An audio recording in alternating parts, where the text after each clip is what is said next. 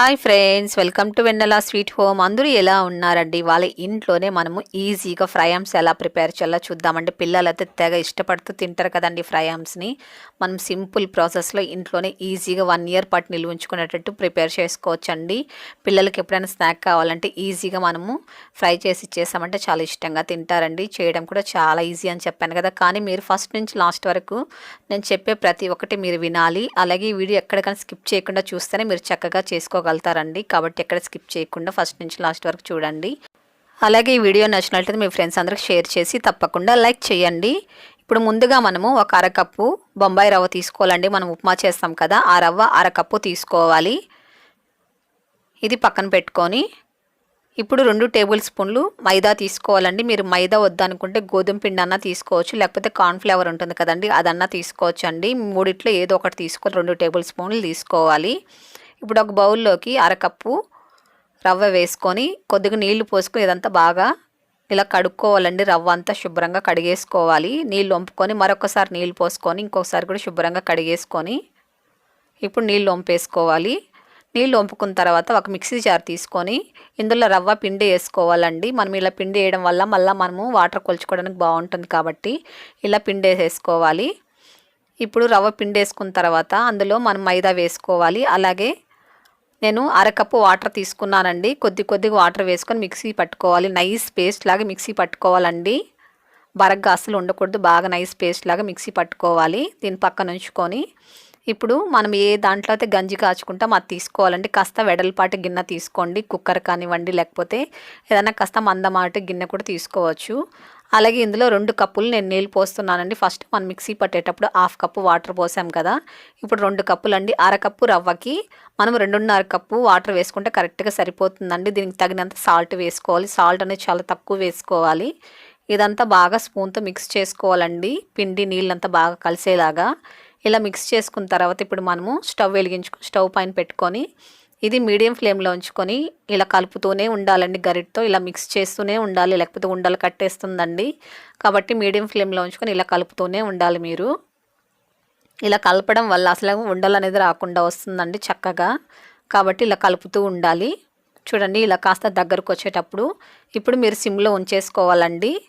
సిమ్లో ఉంచుకొని ఇలా గరిటె ఉంటుంది కదండి, జల్లెడి గరిటె, దాంతో ఇలా మిక్స్ చేశారనుకుని ఉండలు ఏదన్నా ఉంటే కూడా చక్కగా మెల్ట్ అయిపోతుందండి. కాబట్టి సిమ్లో ఉంచుకొని ఇలా జల్లి గరిటె కూడా ఇలా మిక్స్ చేసుకోవచ్చు.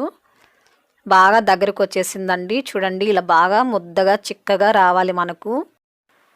ఇప్పుడు దీన్ని ఒక ప్లేట్లో వేసుకొని ఇలా చెక్ చేసుకోవాలండి. చూడండి ఇలా ప్లేట్లో వేసుకుంటే ముద్దగా ఉండాలండి. మనం ఇలా షేక్ చేస్తే కూడా అస్సలు జారకూడదు. మనం ఎలా వేసామో అలాగే ఉండాలండి. అప్పుడే చక్కగా మనకు ఫ్రైమ్స్ వస్తాయి. కాస్త వాటర్ ఉంటే కూడా అస్సలు రావండి. కాబట్టి అలా ముద్దగా మీరు ఉడికించుకోవాలి. 1 టేబుల్ స్పూన్ కలంజీ స్వీట్స్ వేసుకోవాలి. ఇదంతా బాగా కలుపుకోవాలండి. వేయడం వల్ల చాలా రుచిగా ఉంటుందండి. ఉల్లి గింజలు అంటారు కదండి, వాటిని వేసుకొని మిక్స్ చేసుకోవాలి. చూడండి ఎంత కలర్ఫుల్గా ఉందో. ఇలా ముద్దగా ఉడికించుకోవాలండి. ఇప్పుడు స్టవ్ ఆపుకొని దీన్ని పక్కన పెట్టుకోవాలి. ఇలా పక్కకు దింపుకున్న తర్వాత ఇది ఇలా కలుపుతూ ఉండాలండి. ఒక 5 మినిట్స్ కల్లా కాస్త చల్లగా అవుతుంది. ఇలా కలుపుతూ ఉండాలి. అలాగే వదిలేశారనుకోండి గడ్డలు కట్టేస్తుందండి. కాబట్టి కాస్త అలా కలుపుతూ ఉంటే చల్లగా అయిపోతుంది.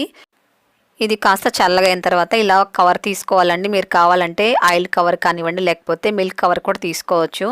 ఇలా కవర్లోకి అంతా కూడా మొత్తం ఫిల్ చేసుకొని ఇలా చుట్టుకోవాలి ఫిట్గా. ఇలా చుట్టుకున్న తర్వాత ఒక రబ్బర్ బ్యాండ్ వేసేసామనుకోండి చక్కగా వస్తుందండి. మనము వేయడానికి కూడా ఈజీగా ఉంటుంది. ఇప్పుడు చివర్లో కొద్దిగా కట్ చేసుకోవాలండి. హోల్ అనేది చిన్న కట్ చేసుకోండి ఫస్ట్. ఒకవేళ సరిపోకపోతే ఇంకాస్త కూడా కట్ చేసుకోవచ్చు. ఇప్పుడు నేను కవర్ పైన వేస్తున్నానండి. మామూలు ప్లాస్టిక్ కవర్ పైన వేస్తున్నాను. కవర్ పైన వేయడం వల్ల షేప్ అనేది కరెక్ట్గా వస్తుందండి. మీరు ఒకవేళ క్లాత్ పైన వేయాలంటే కూడా ఈ సైజ్ అనేది కాస్త లావుగా వేసుకోవాలండి. మీరు ఇలా ఫ్రైమ్స్ అనేది లావుగా మీరు వేసుకుంటేనే చక్కగా వస్తాయండి. ఇంత సన్నగా అయితే క్లాత్ పైన విరిగిపోతాయండి.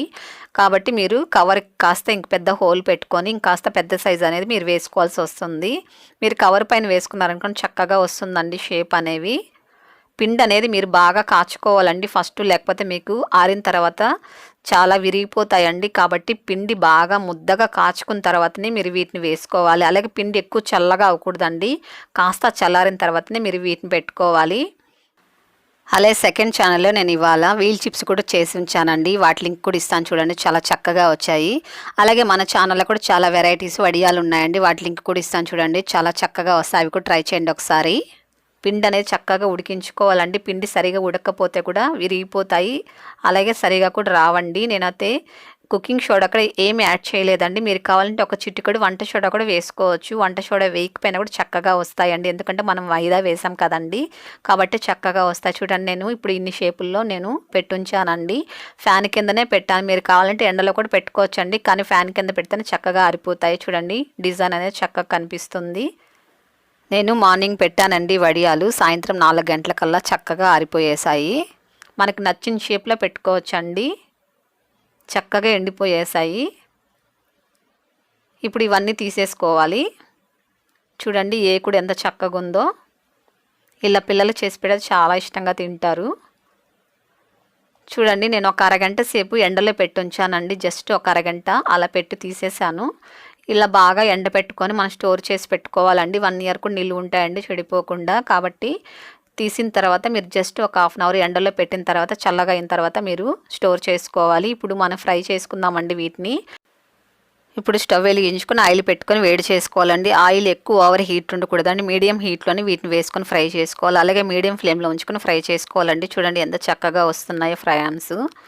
అసలు మీరు పిండి కాచేటప్పుడు జాగ్రత్తగా బాగా గట్టిగా కాచుకోవాలండి. బాగా ముద్దగా ఎంతవరకు మీరు గంజి కాచుకుంటేనే మీకు చక్కగా వస్తాయండి ఇవి. గంజి అనేది కాస్త పలుచుకుంటే కూడా అస్సలు రావు, ఆరిన తర్వాత విరిగిపోతాయండి, పొడి పొడిగా అయిపోతాయి. కాబట్టి గంజి అనేది బాగా ముద్దగా కాచుకోవాలి.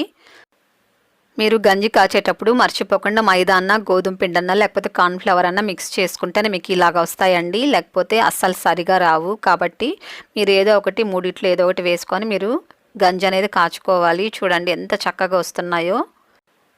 మీరు వడియాలు పెట్టేటప్పుడు కూడా కాస్త మందంగా పెట్టుకోవాలండి, అప్పుడే చక్కగా వస్తాయి. కాస్త పలచగా పెట్టారంటే కూడా విరిగిపోతాయండి. చూడండి, నేను 8 అనేది వేసాను, ఎంత చక్కగా వచ్చిందో.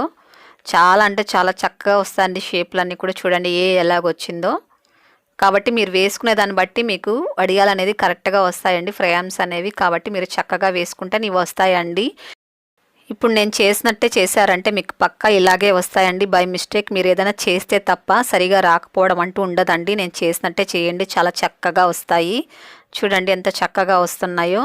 చెప్పాను కదండి, పిండి గట్టిగా కాచుకోవాలి. అలాగే కవర్ పైన పెట్టుకోండి. అలాగే మీరు మందంగా వేసుకుంటే ఇవి చక్కగా వస్తాయండి. కాస్త పలుచుకుంటే కూడా విరిగిపోతాయి, కాబట్టి కాస్త మందంగా వేసుకోండి. చూడండి ఎంత చక్కగా వస్తున్నాయో.